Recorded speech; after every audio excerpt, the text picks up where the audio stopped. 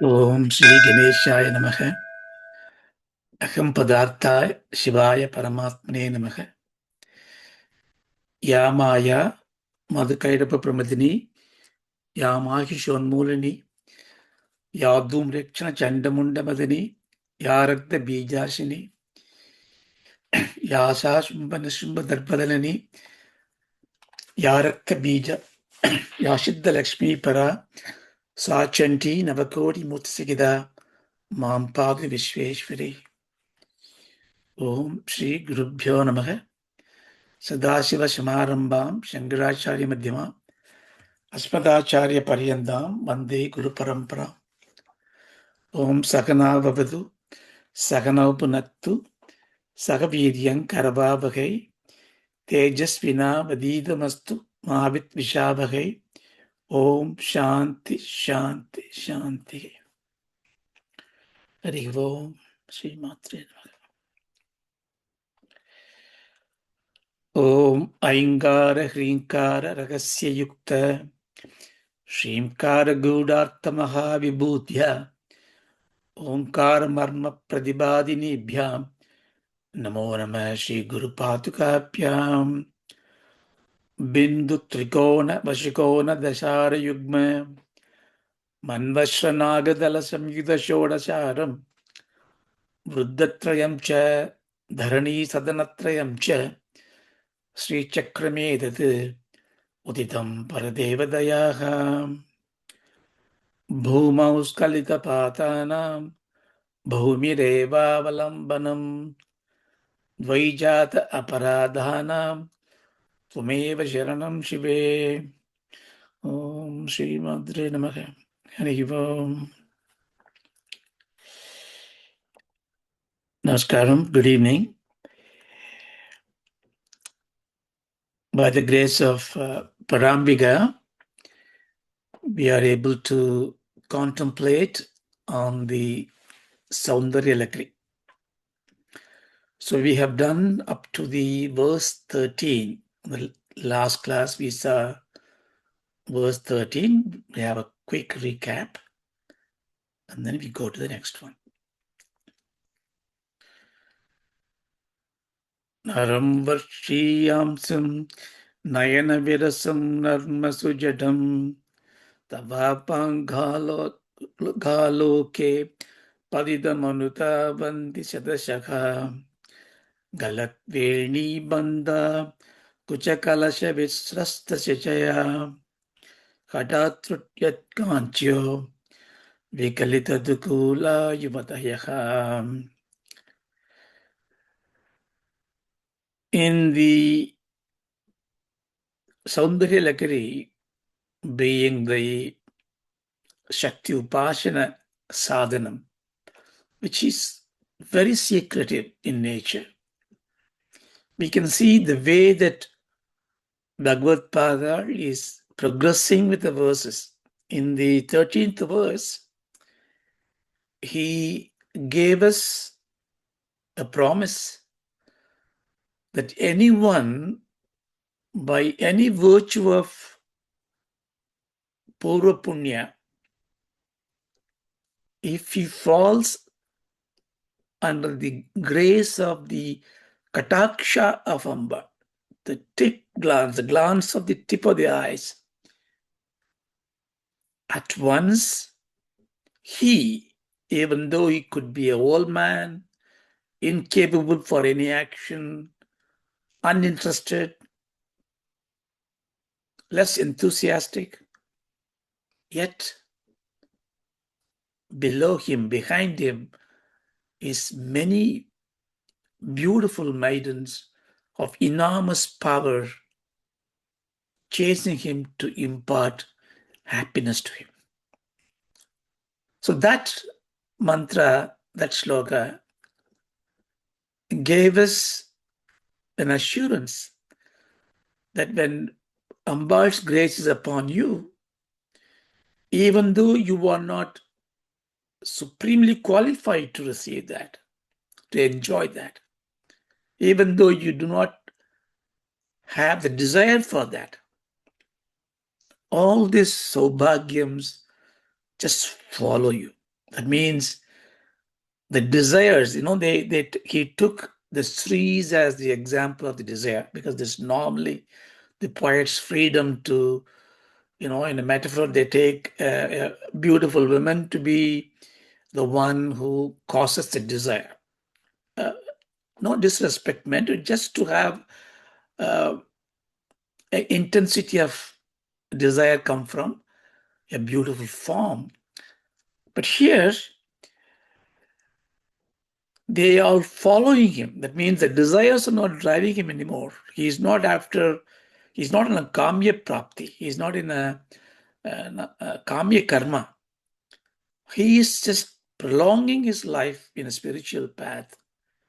But because he's got the grace of the Ambal, all the material prosperities, happiness follow him like a shadow follow you when you walk towards the sun.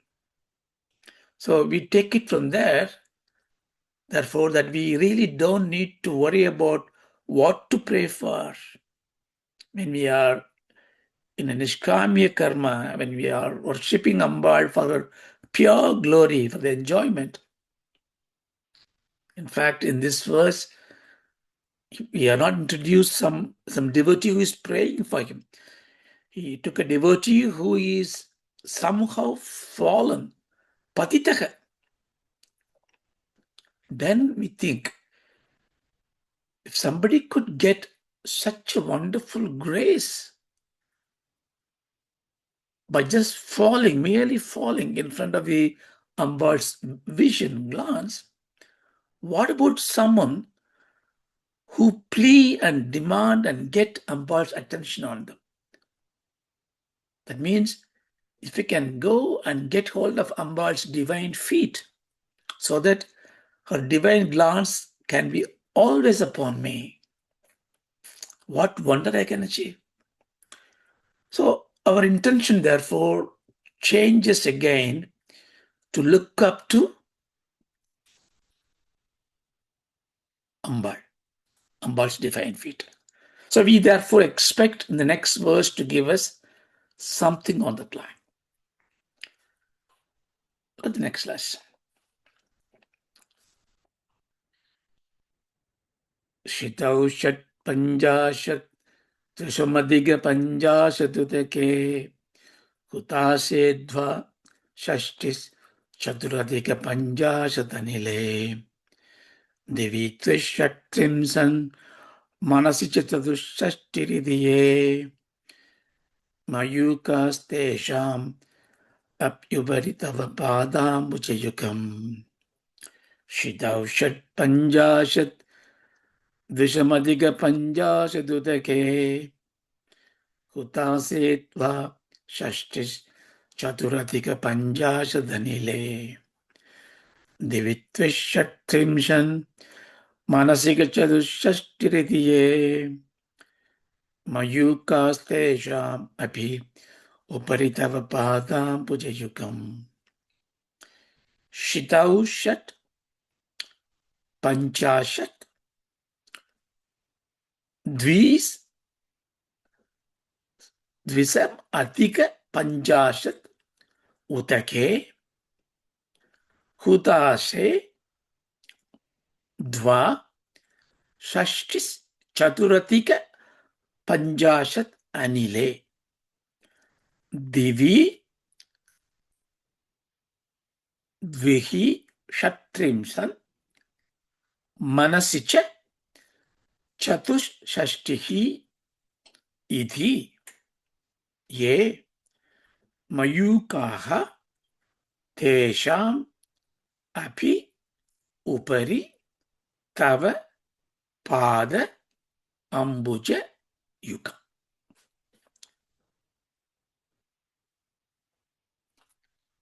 This is why this Soundaryalahari, like a Shakta tantras, very difficult to follow. He will jump from one sloga to other. The connectivity is not apparent. It's not like reading a story.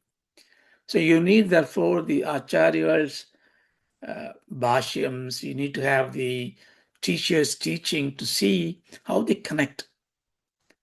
Remember in the 9th mantra, we saw mahim mulcdhārā kamabi manipūre hudavaham sitam svādishtānā kṛtimarudhamākāshamupari anobhi brūmadhye sakalamabhitva kulapatam sakashare padme sagaragasi bhatyasi hasi. So there he said, mahim mulcdhārā kamabi manipūre hudavaham. So he was placing in the 9th verse for the Shakti Upasana in the Adhyatmika Vidya to imagine in your body the Sri Chakram through different positioning of them in Mūladhāram, in Manipurakam, Svādishtānam and all that. So Mahim Mūladhārā. So Mahi means the earth, the Mūladhāram represents the principles of earth. So he saw in the 9th mantra. Then 10th and 11th, we went around in a different directions. 12th, 13th. In 13th, we look for the pleasures from the Ambal's glance. Now 14th, we come back to the same slogam. Now, this time he's coming back to kṣitau ṣaṭ-pañcāśad dvisamadhika-pañcāśadudakē. So here, he brings back to the same concept. kṣitau. kṣitau means bhumi. Mahim is bhumi.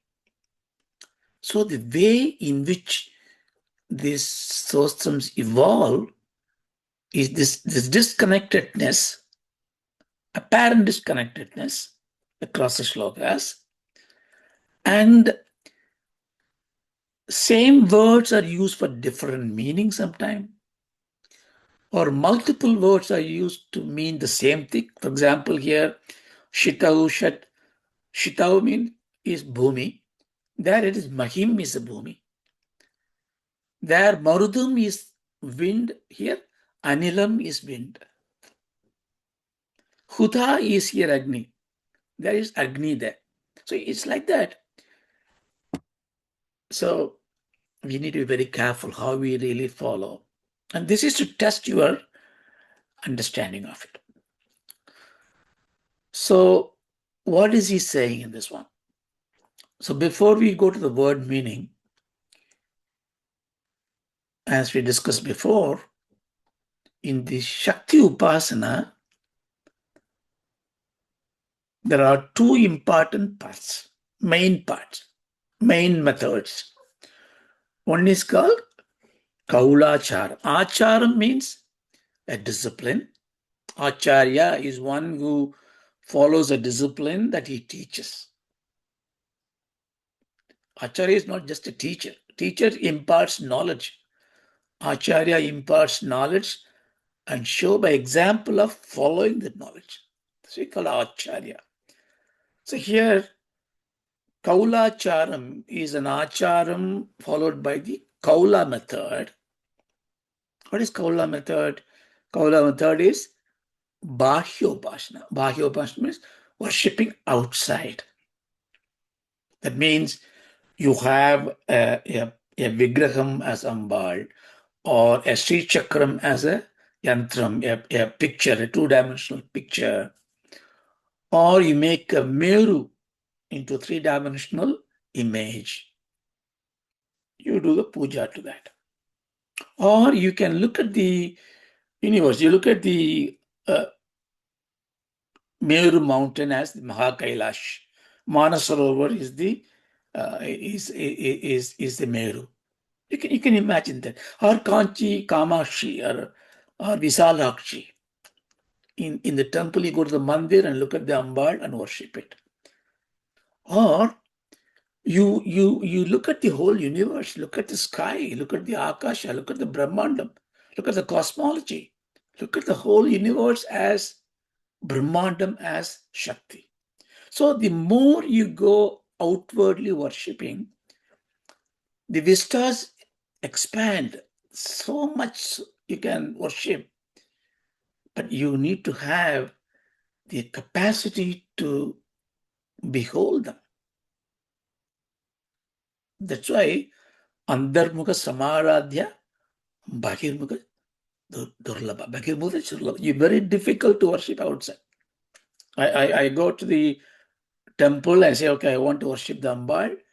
Ambal is there, the Deepasana is going to happen. And suddenly you see somebody, a friend of yours who are not seen for many years. She is there. Do you want to speak to her? And therefore, you don't want to miss her that she walks away. So your attention is just diverted. So you're looking at the Swami, but your mind is on her. So like that, when you start utilizing your external perceptive organs, your sensory organs, which you need it. When you do any external upasana, and you do puja, you need to apply all your senses. The moment senses come to play, mind comes to play, there is a risk. The risk is that if you are not practiced yoga, chitta nivritti virodham, chitta vritti nirodham, if you don't have a ekagra buddhi, if you don't have a steadfast, contemplative power, your mind drags you away. But there is a Kaulacharam. They provide a lot of rituals. That's why they give you what they do in Kaulacharam. They say, oh, we do the homam. You do 1008 korakatas we do. We do 200 lamp we do. We do the Sumangali Puja. We do that. We do this. So they engage you with so many non-stop activities so that everything you do, cooking, eating, singing, everything is towards this puja so that your mind is not going away. So it is a technique to bring the mind together. Of course, it's also can the naivedyam, you give the prasadam to others, everybody is happy. But the idea is to bring the mind together. Ambal doesn't want korakatai, Ambal doesn't want this sweet or anything like that.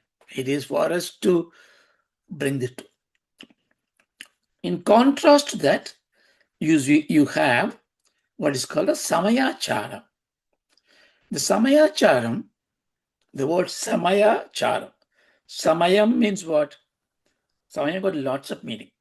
Samayam means the time, the space, the opportunity, the path. Saiva Samayam, Vaishnava Samayam. But there also Samaya means sama, equal. So Samayacharam is a method in Shaktam. Why it is different? Because Shakti is the ultimate. So they stop there. That's what it is. So it is so difficult in those days where the Shaivas and Vaishnavas and the Shaktas who do not understand sometimes the underlying Vedanta, they become very insular in their thinking. Their faith become very dogmatic, and they start quoting their own Puranas, and Vishnu is smaller than Shakti, Shiva is smaller than Shakti and all that. Therefore, in Shakta is supremely wonderful knowledge.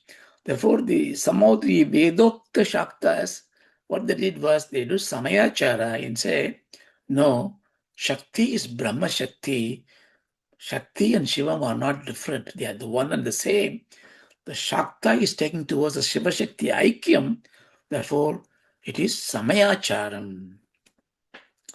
So in the Samayacharam, they promote Adhyatmika Vidya. So you imagine, therefore, the Mahashakti who is in the Yantra form or a Meru form or Sri Chakra form is in your self, in your body. So again, you need to have certain helping hands. So the bhavana comes in. The bhavana is you start looking at your body, In the body, there is a passage that you need to develop for your Shakti to evolve. Your Shakti is residing in your basis, your Muladhara. Muladhara is the base where you sit. There all your powers are there. Then it has to raise to your topmost of your head. So the rising is upasana. So you can imagine that raising that. And the raising has to go through a particular motorway. It's called Sushumna Nadi, a cavity which is so subtle. All this for imagination. It's going to be in your middle of your spinal cord. So you can imagine the power that is latent in you. It is only dissipating a small energy so that you can breathe, talk, find a job, marry, produce children, enjoy life. So all that is because of a little spandanam from the Shakti. You will not really utilize your power. Therefore, the power, you can raise it. The rising will come through this cavity called Sushumna Nadi, the motor highway. But to go to the motor highway, there are certain path, certain method to do. So this is the approach it takes the samayachara. There the body becomes a sadhana. But whether you do the kaulachara method or samayachara, the combination of that, you do the outside puja, then do internal meditation, no matter what you do, one commonality that binds this together is the mantras that is given in the Shaktas. Panchadashi mantra, षोडशी mantra. So these mantras are bijaksharas, a sound in letters, either 15 or 16. And there are certain methods of pronouncing that. Uchcharanam it is called. So I'm not qualified to talk about that right now, but all this you will learn one-to-one with the guru that who teaches you. But these mantras are for the upasanas. But then what they give you is that these mantras also, progressive development is much easier. You take like a child, what the child do is try to crawl, try to stand up, and then take a baby steps, and then start walking with the walker, then start running. Like that, the progress is very interesting. Therefore, the Shakti Upasana, or in any Upasana, but especially Shakti Upasana, there's a gradual growth is there. To imply the gradual growth, everything is structured into certain modularity. Starting with the mantras.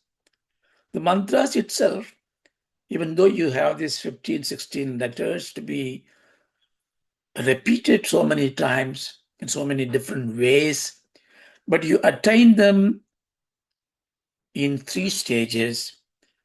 The 3 stages are called Vakbhavakutam, Kamarajakutam, and Shakti Kutam. So when you are serious about this Upasana Margam, and you take this to a guru, and the guru tells you, this is your mantra, this is the first 5 or 6 aksharas become Vakbhavakutam. Next comes the Kamarajakutam, Shakti Kutam, and you have to recite this way and all that, so that you can progress in the steps. And the guru will tell you, you progress this Vakbhavakutam, Kamarajakutam. So this is kind of a well-structured method to evolve. Same way when you do the Yantra Puja, Bhagi Puja, the Guru will tell you, like in this mantram, the yantram also has got these 3 stages corresponding to those 3. But yantram, what has got? Yantram got of course, mantram, yantram, all had to be applied. But yantram as it is contains geometry. Geometry is the inapplicable form of the goddess. So the geometry we saw before, there are avaranas, 9 avaranas. So again, they take the 9 avaranas, they split into certain parts, 3, 4, 2, or like that. And each of those group follows the same Vakavakutam, Kamarajakutam, Kratikutam. So again, there is a progress you have. Same way, when you do Samayacharam, that means when you're doing this mantra upasana by meditating upon it, and then you are imagining your body itself as Sri Chakra, you have to have the same sort of a progressive steps.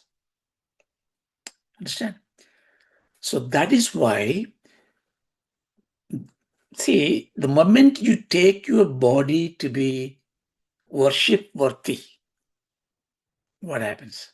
So normally what do we do? So our impression about ourselves, now we don't respect ourselves. We don't love ourselves.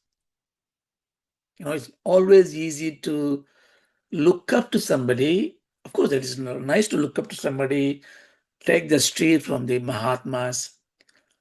But when you look up to somebody, you should look up to them because you want to progress from where you are. You don't look up to somebody because you are feeling so inferior in you. Many a time the depression, fear, lajja, abhimanam all comes because either we think about ourselves too big or too small. Both are incorrect. So best thing is to consider the body to be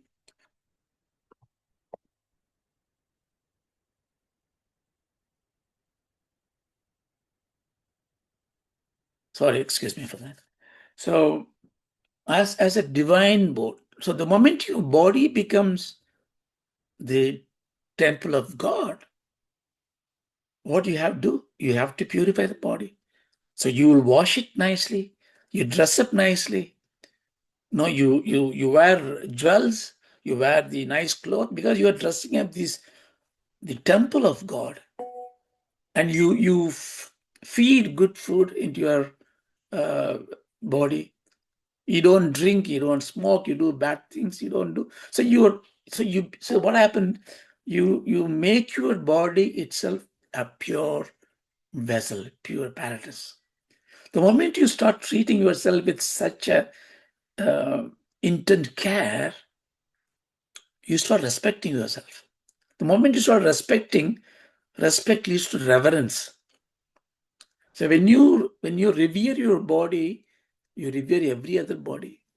That's the reason why, in our homes and back home, they will say, wear something on your forehead, be always tidy, treat yourself well, wash your hand, fingers, before go to temple wash. So all that is not to make you look good, Then sometimes you ask questions, why if I am dirty, the Swami won't look at me or what?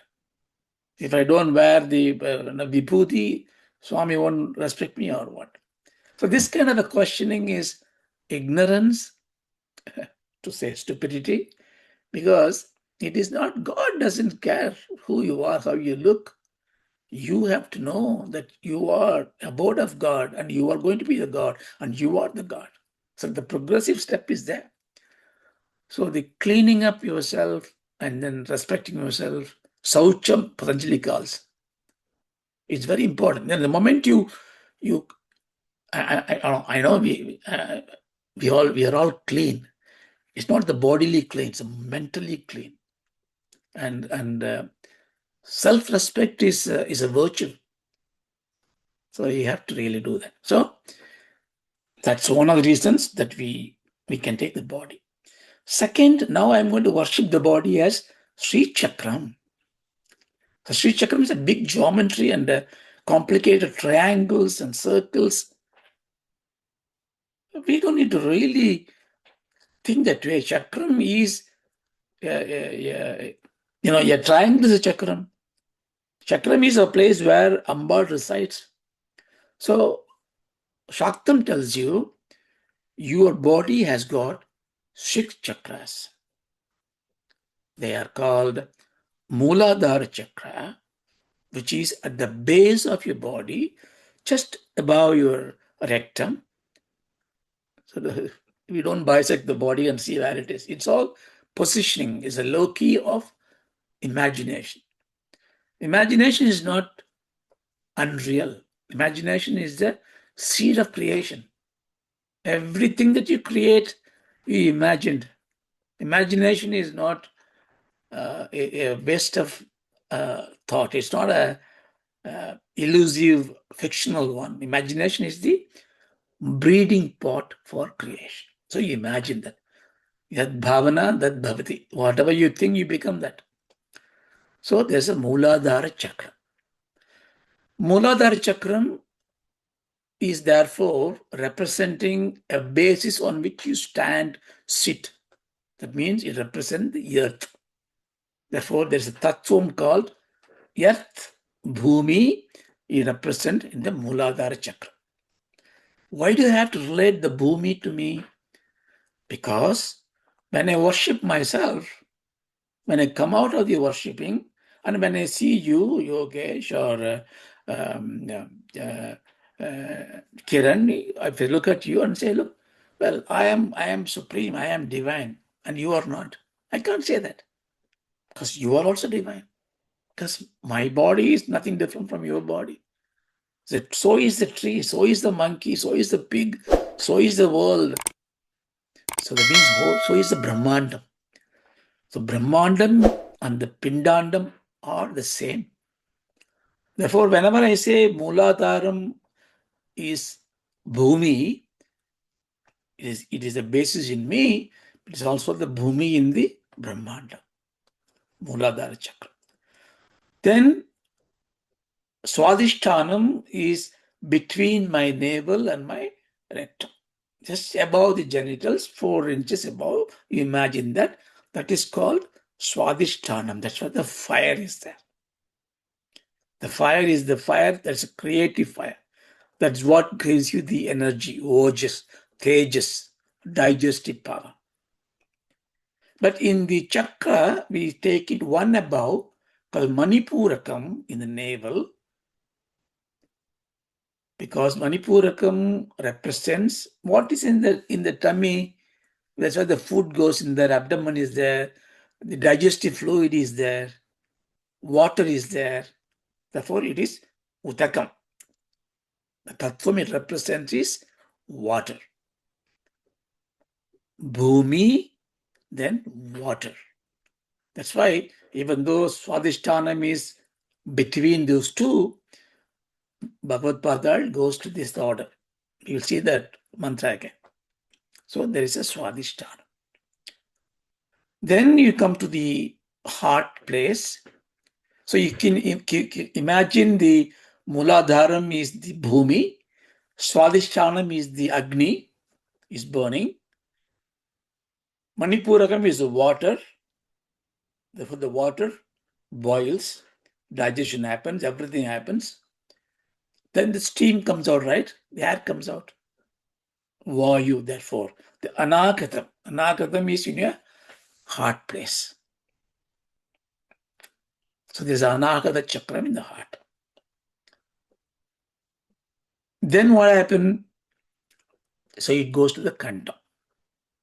The kantam is where akasham is there.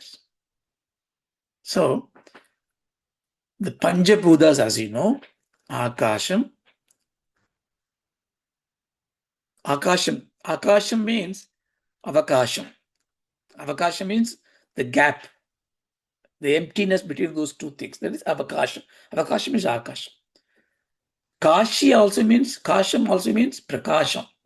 Kasha means brightness, effulgence. That's why Kashi is a place where of luminance of knowledge. So akasham is this empty space. It's not empty space. It's full of prakasham. We can't see it because light you cannot see. You can only see a reflecting object you can see. Is it not? So Akasham is the first tattva. So what the Shaktam is doing is imagining each chakra, and each chakra represents a Panchabhutam, one of the bhutas. Akasham, Vayu, Agni, Apahajalam, and Prithvi. In Visuddhi, Visuddhi, Anāhatam, manipūrakam, svādishtānam, mulcdhārā. And you know how they all formed, you know. And if you look at the water, for example, you want to drink of water, you take a cup of water, and the water that you drink is gross form of water. Sthulam. Gross means it has gone through a process of corruption. Everything that we have is corrupted or compounded, mixed or manufactured or derived gross. But if I go to the laboratory and then start some process, I can look inside the water. It is in the form of hydrogen and oxygen molecule. So that is a sukshma form of water. And there is a molecule together. I cannot see, but I can deduce in my laboratory that there is a sthulam and a sukshma water. So like that, in the Panchabhuta, the space, Agni, Vayu, the air is also, the air that we feel, that the air that touches and caresses us, it is not sukshma. It is sthulam. So just don't think the sukshma is I can't see. If you can feel it, that is still a sukshma, sthulam. You're feeling it. Your senses can grab it. Sukshma is that your senses cannot perceive. That means the vayu, the breeze that I get, is already corrupted. What do you mean corrupted? Corrupted means the transition from the sukshma state to sthula state, from the subtle state to the gross state. And there is a process. This process is called panchīkarana. Panchīkarana means contemplation, cutting and mixing 5 times. Quickly I tell you, briefly I tell you. So, the Maya Shakti creates tanmatras, the 5 Panchabhuta stula atoms: space, fire, water, air, material, prithvi. They are very sukshma, subtle. They can't work together. They are on their own. Then she orders to go through a panchīkarana process. Panchīkarana means each one divides into half. I got a half of vayu, half of space, half of water, half of agni, half of prithvi, all subtle matter. The other half is divided into 4 parts, 4 quarters. So 1/4. So agni is 4 quarters there. Vayu 4 quarters there.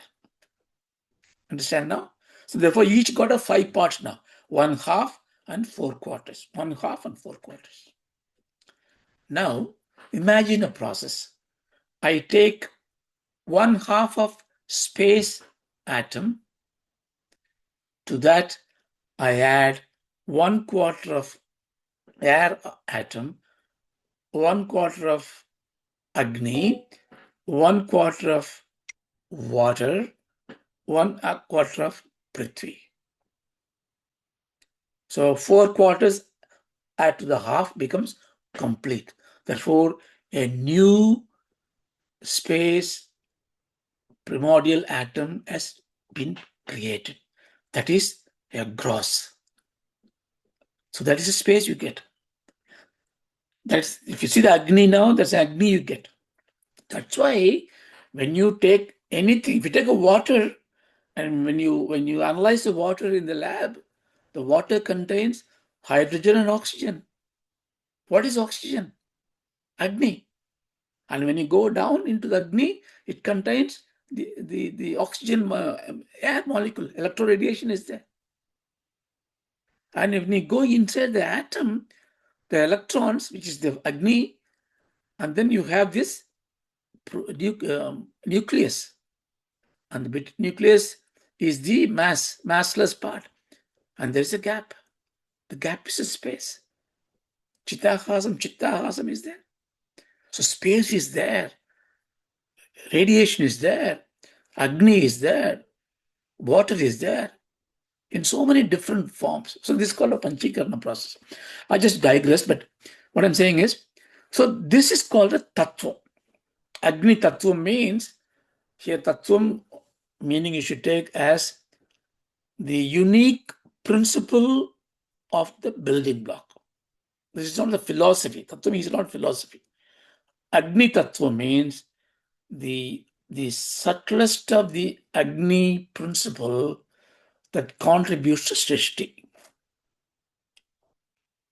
Akasha tattva means like that. So same way, Bhumi tattva means the minutest building block that builds the material world. And that is in Mūladhāra. Okay? That's 5 Panchabhutas finished. But we have ṣaṭ-chakram, 6 chakrams. So this is where the Shaktam slightly differs from other school of thought, but not in fundamental part. What they do, the 6th place is in the Bhrumadhye, we saw in the 9th mantra. The 6th place is agnjā chakram. The agnjā chakram means there it represents manas. So mind, so that means his mind is one of the Buddhas. In Shakta philosophy, they call it not Panchabhutas, they call Shat-bhutas. They consider mind to be the most translucent, Shuddha Maya, Shuddha Sadguna it is. Because without that, this 5 cannot combine to form anything else. It needs some intelligence to form this. That intelligence is inbuilt into that. So it's very wonderful philosophy to really think through it. So that means every Jada Vastu is not Jada. There is a Chit Shakti is there. That's why, crystallization happens. Things freezes. Trees grows, changes. Stones change. Stones becomes granite and marbles and carbon and diamond. So there is a transformation happens. So there is a Shakti there. So very fine philosophy there. So therefore, Shat-bhutam there, the manas comes to this part. So now you see, now you've got 6 chakras are there and tattvas are there. That means the Brahmandam that is outside and the Pindandam that is this, exactly same. The macrocosm, the microcosm, no difference. The scale is different. Who cares? When I can do a surgical operation on a scaled down model, I can use a robotic arm and do a big operation because it will be perfect. Because when I am able to do in a minute way, handling the big way is easy. That's why when you're able to do the samayāchāra, when you can worship within yourself, then you can very easily worship outside. Because when you go outside, you see the Swami there, but Swami is in your mind. Nobody can interfere you. Anyway, so 6 chakras. Again, like you have this Vagbhava Kutam, Kamaraja Kutam, Shakti Kutam. Do we have the same thing in the Samayāchāra Upasana as well? Of course. What they do is that between every 2 chakras, they create a position called Grandhi. Grandhi means a knot, an impediment, a ceiling, a door, a small narrowing. Actual grandhi means a very narrowing pathway, very small pathway. So when you come in a car, suddenly you see the gap so small, you can't pass through. It stops you. You need a brute force to pass through, or you need a toll to pay, and then the gate opens, you can go. So there are three grandhis: Brahma grandhi, Vishnu grandhi, Rudra grandhi. Okay. In different philosophy, they say Brahma grandhi and the lowermost part between the manipūraka and svādishtānam. Then Vishnu grandhi here, Rudra grandhi here. Sometimes they change the other way. Does not matter what is in the name. So there are three knots there. Why are these knots?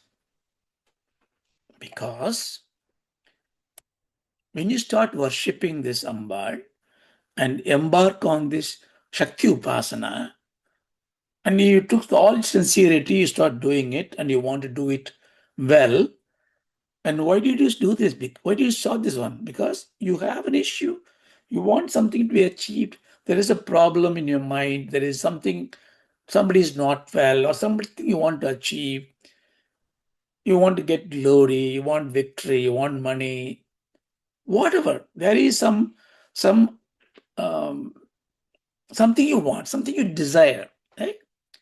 Therefore you do, and you are a good person. So therefore you go to the guru and say, look, I will do it sincerely, teach me. So he teaches you. Then he teaches you. He doesn't know exactly what is your strength. He teaches you that, you take it. And when you start developing it and doing it, when you're doing it with Shraddha, then Ambal is granting you, because Ambal doesn't even need to know, because Ambal has employed billions of her powers to come and represent her enormous kingdom to all devotees. So there are devatas waiting to bless you.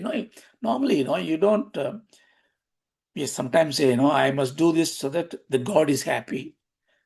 I must do the payasam naivedyam today because otherwise Swami won't be happy. Swami is not interested in what you offer. Swami is not happy or sad. You don't do anything to make Swami to be pleased, because Swami is ever pleasing. So you can't give anything to Swami except your own mind. So that is the approach you must take. So you do with the Shraddha. Of course, you follow all the rules. When you have to go to office, you have to wear a tie, wear a suit. When you go have a board of directors meeting, everybody's coming, wear a tuxedo, bow tie. You do it, right? Etiquette. Same way, when you want to do this Upasana, there are rules. Follow the rules. You do that. Don't ask questions, you should do that. But when you do that, what happens? This Devatas comes and grant you that. Whether you want it or not, suddenly you see your mind becomes free. The obstacle is gone. The job you received somehow. Somebody comes to your house and gives you some good news. The marriage is fixed. Child is born. The disease is not going because of part of the karma. This disease is there. But suddenly you have a capacity to cope with that. You're crying, oh, I got this disease. I don't know how I'm going to do. Why God? Why I am? But now you say, bring it on. Doesn't matter. So when things are improving and when you are satisfied, that's what you wanted. So Ambal says, live happily. And you also tend to be very happy, because now what happened, that the earnestness of doing puja, that compelling, that the intensity of purpose that you had, I must do because I have some need, subsides. Now you do for enjoyment. That's good. So then the Shraddha slowly falls down, because then the Kundalini, or the power of rising above, stays. Where does it stay? It stays under granthi. There is a granthi there. You hit it there, and then it stops. You don't know it. It's not making you anything. What happens is that you will only realize it that you don't have the same intensity to do anymore. You do that, Every Sunday, every Friday, I do this puja Swami. Oh, there's a cricket match there. Let me do quickly. Okay, 10 minutes I'll do and come back. Because I cannot give up the puja. But I can't give up the cricket. So I do it. So you do it, but you don't have that intensity. Then you realize, okay. So that is why the granthi is there. Because you wanted what you want to get it. But then you realize, well, no, I want to go further. I'm not doing for this kamya prapti. I want to get jnanam. Then you do same intensity of purpose. Then Ambar rises, okay, I will break open this granthi or extremo. So you go to the second stage of it. Vagbhava Kudam is finished, you go to the Kamaraja Kudam. Again, if you are there, you are still practicing it, doing it, and a higher level of happiness comes in. Okay? So many things, comes and happen. Siddhi may comes in. Suddenly you realize, I was just telling somebody that it will happen and it happened. Maybe I'm getting the power, you think. You tell others, I was doing this puja, good things happen. Nowadays, whatever I say comes true. I don't know.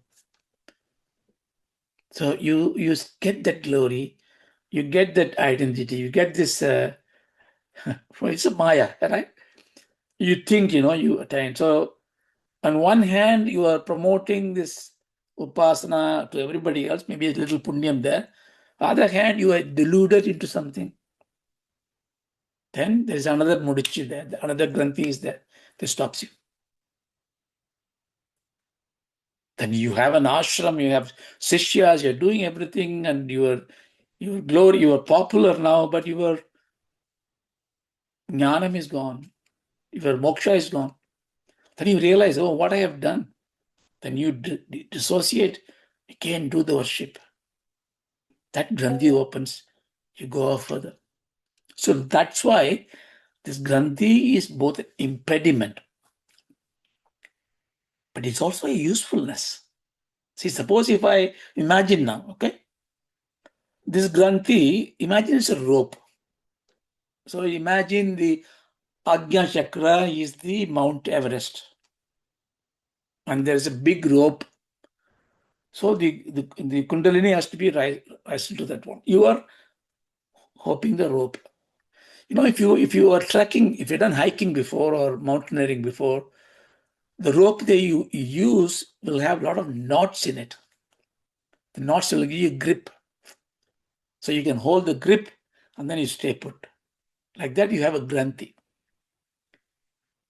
But sometimes when you are going up and your grip has got loosened for some reason, some moisture comes in, some ice drops in, you slip. When you slip, what happens? If the rope is completely clean, you will come to the ground. But because, thank God, there are these knots there, when you're sliding down like that, the next knot, you will stay put. Is it not? Same way, when I have done the upasana, for many years I'm doing it, suppose you say, and you're doing it with sincerity, and you have this atmajnanam is rising, life is beautiful, you are like a little lamp. Wherever you are, there is a light there around you. That means people are finding comfort with you. Satsangam is forming. But for whatever reason, prarabdha karma maybe, you won a lottery, you won £1 million, you won. But you used to think, if I have money, I will build this temple, I will give it to the schools, I will give it to this, I will get married, this poor girls and boys. I will do a lot of charity work. I don't have money, you say. But the money has come, but your mind changed now. Well, I'll just put 1,000 pounds to the temple. I want to buy that car. I want to buy that estate. I want to do that. That means you are slipping down from the rope. As you're doing it, 3 months you're squandering the money. Suddenly your partner says, hey, don't do this. Be committed to do this for good causes. What happened to this? Please. Then you suddenly realize it. Oh my God, I tripped down. Now, luckily, because there are these granthis, therefore my fall is not that great. It's not that I've gone back to what I was 10 years back. I need to climb all the way back. I have a temporary setback. I come down to the Brahma Granthi again. That means I still have peace of mind. I still have certain comforts in life. I still have some jnanam, some bhakti, some shraddha. Then I can climb it back. Understand? So that's why Granthi is both an impediment as well as a useful sadhana. But every time you read this kind of understand this kind of concepts, but you should try to apply that in real life, in your day-to-day life as well. When you have a little knife, the knife is for cutting pruning the trees. Maybe I can use as a screwdriver. I can use as a key opener. So I must be able to use the tool, right? So what you should do, that means every impediment I get in life, every obstacle I see in life, I don't worry about it. I challenge it. I break it open to rise up, or I use that as the granthi. I stand it. I landed. That means that impediment made me to take stock, made me to think. So I was trying very hard, applying for this particular job, particular business opportunity. 2 times I tried, it stopped. I'm not proceeding further. So that means it is asking me to think it deeply is the right way to do it. So it is a blessing in disguise. The moment you start thinking like that, where is trouble in life? You see? Only there's an opportunity, whether you see the opportunity or not. So this bhavana comes because you are worshipping Shakti. This is the Shakti you get. The Shakti to look at a problem as an opportunity, look at a grief as a simple tear that is go away in a minute. So this is the positive approach to life. So this is again given in this bhavana. So now we look at the word meaning.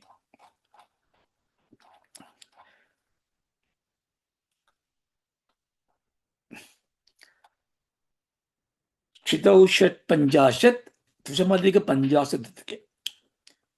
Kṣitau means the ground. ṣaṭ-pañcāśad. Pañcāśad means 50. Panch means 5. Pañcāśad means 50. ṣaṭ-pañcāśad means 50 plus 6, 56.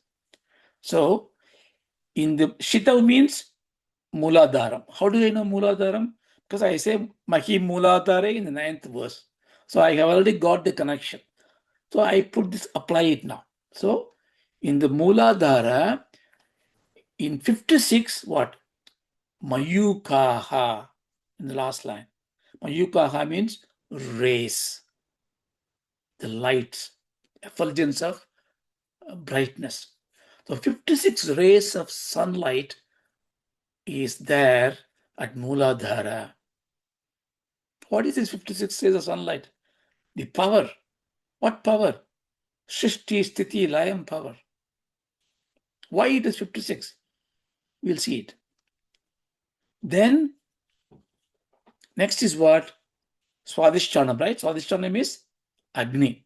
But here, we go by the Panchapūdas type. Earth and water. Udakē. Udakē means water. That means manipūraka. In manipūrakam,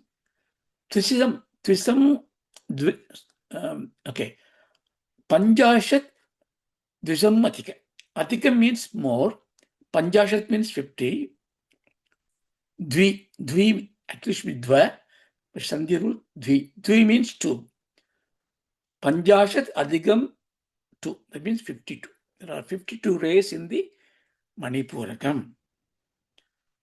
Hutāśē, hudaya means Agni, svādishtānam. dvāṣaṣṭi. Dvāṣaṣṭi means what? Saṣṭi means 60. Dva means 2. 62. There are 62 rays in svādishtānam. Anilē. Anilē means vayu. Marutam, anilē, all this is the same thing. Vayu. So vayu tattvam is in anāhatā chakra. Therefore, anāhatā chakram is maintained. In anāhatā chakram, in the heart place, caturadhikapañcāśad. Pañcāśad means 50. Chatur-adhikam. Chatur means 4. 50 plus 4, 54. So 54 is there in the thing. Then, ākāśam. Ākāśam means visuddhi, in the throat. dvisamadhika-pañcāśad. Dvi, twice. ṣaṭ means 36. But 36 times 2. Dvi means 2. 2 times 36. That is 72. So, 72 in the visuddhi. That is space. Then, manasi, and also in the mind. That is mind, agnjā chakram. What do you have? catuṣṣaṣṭi. Saṣṭi, chatush. Saṣṭi means 60. Chatu means 4. 64 rays are there. So, 56 in the mulcdhāram, 52 in svādishtānam, 52 in manipūrakam, 62 in svādishtānam, 54 in anāhatā, 72 in visuddhi, 64 in manasi. So if you add up all this, you get 360. So the rays are rising, illuminating from all these chakras in 360 rays. Therefore, we can imagine to be 360 degrees. That means it's about all over pervading. That means it's omnidirectionally. What is a locus of circle? Circle is from the radius is always equidistant from the center.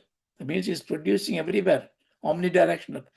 The glow of grace is there in all chakras, all over the place. Why these numbers, 52, 54, all these things? I don't want to go in detail to it. Everyone comes with a different interpretation of it.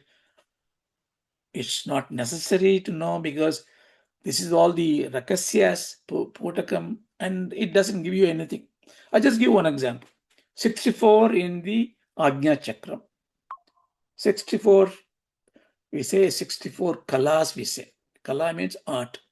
Aya kala, 64. Saraswati gives 64 different kalas, 64 different arts and science. How can you do arts and science? You do with your mind, with your intellect. Therefore, anything that you do as a Purusha Tantra, all the art form, all the science, all the technology, every knowledge, when you apply and create a tool set, it is 64 different types are there, and they are from the mind. Therefore, the Agnjā chakra has got 64 radiating lights of it. Okay?